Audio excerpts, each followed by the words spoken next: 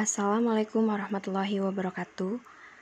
Perkenalkan, kami dari kelompok 5 akan memaparkan mengenai ilmu teknologi dan masyarakat pada pembelajaran IPS.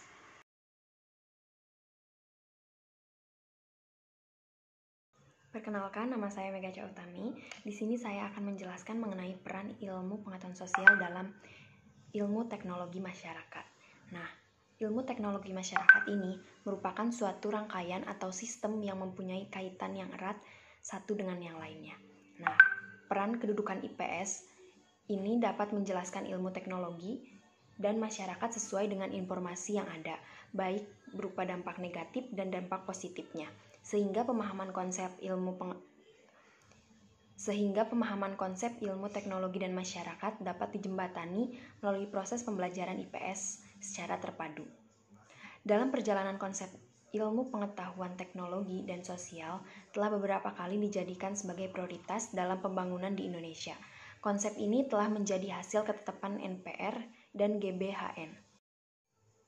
Di sini juga saya akan menjelaskan mengenai dasar hukum ilmu pengetahuan sosial.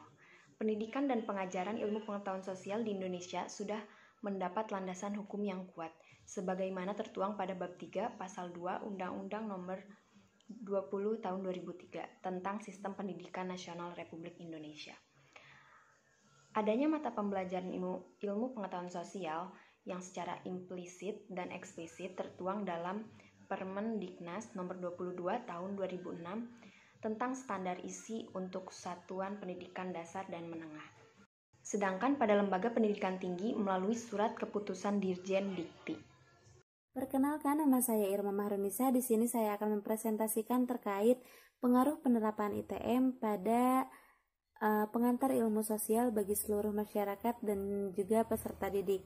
Nah, sebelum beranjak ke materi yang lebih jauh, di sini perlu kita ketahui bersama bahwasannya ITM ini merupakan konsep ilmu teknologi dan masyarakat yang memfokuskan pada kebutuhan-kebutuhan pribadi peserta didik. Nah, adapun cara penerapan ITM ini sendiri adalah ITM memfokuskan pada isu-isu kemasyarakatan dan kesejahteraan, yang mana hal ini akan menyebabkan atau mendorong kegiatan yang inovatif seperti persoalan-persoalan umat manusia. Dan juga dasar eksistensi ITM ini tersendiri adalah lahirnya warga negara yang berpengetahuan, yang mampu memecahkan setiap masalah, juga mengambil keputusan yang tepat dalam pemecahan masalah tersebut.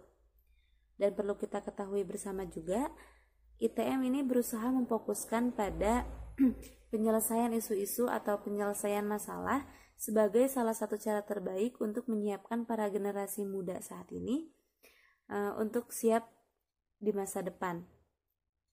Dan selain daripada itu, ITM juga memfokuskan pula pada masalah pekerjaan serta karir, yang mana hal ini akan berkaitan dengan pemanfaatan sumber daya manusia dalam pemecahan masalah tersebut.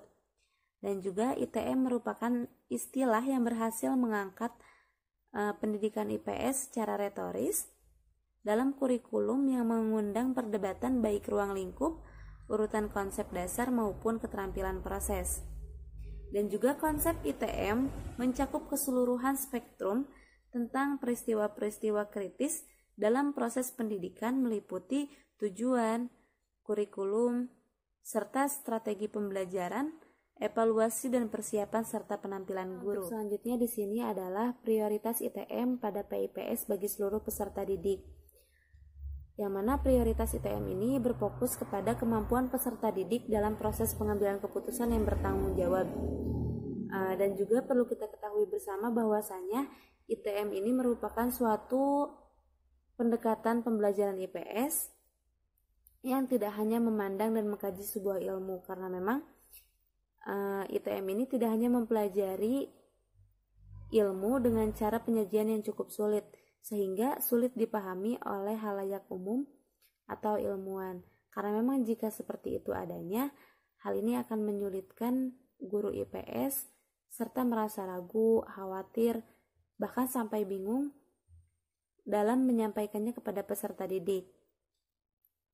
Yang akibatnya, jika hal itu terjadi, peserta didik tidak akan merasa ilmu ini merupakan sesuatu hal yang menyenangkan lagi.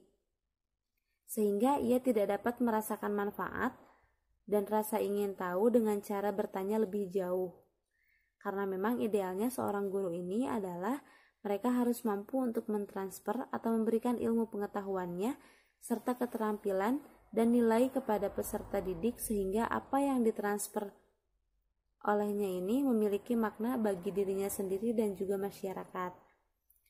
Nah, melalui proses pembelajaran ITM ini akan mengantarkan peserta didik untuk melihat ilmu sebagai dunianya. Peserta didik akan mengenal dan mulai dan punya pengalaman sebagaimana pernah dialami oleh para ilmuwan. ITM dengan teknologinya berusaha untuk menghubungkan atau menjembatani antara ilmu dan masyarakat. Mungkin itu yang bisa saya sampaikan. Selebihnya saya memohon maaf apabila ada kekurangan dan akan dilanjut oleh rekan saya. Baik, sebelumnya perkenalkan nama saya Septiana Nugra. Di sini saya akan membawakan materi tentang teknik pembelajaran PIPS dalam pembelajaran berbasis ITM.